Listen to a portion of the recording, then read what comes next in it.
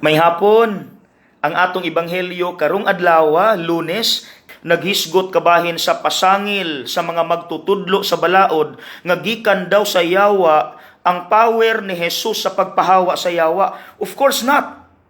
Mga igsuon, kining lihok sa yawa bisag unsaon og tabon og tago mugawas gyud na.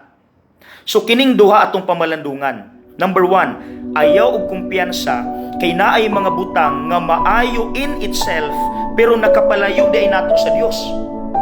Sama pananglit anang laughter. Ang pagkatawa is good in itself. In fact, laughter is the best medicine.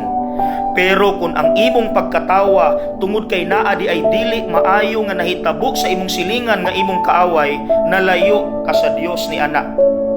Ikaduha, naapoy mga butang nga dili maayo in itself, sakit sination pero naduol pug ka sa Dios.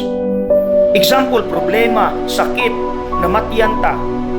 Sakit na sination pero naduol di ta sa Dios ni ana kay nalig-on ang atong pagtuo pinaagi nila.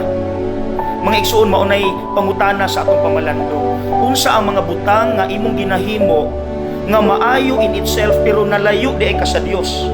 Ug unsa pod ang mga butang nga imong ginahimo nga dili maayo in itself, dili maayo sination, pero naduol pug ka sa Dios? So mga igsuon, kung naglibog ka ani atong gisgutan, balik-balikan ni nga video.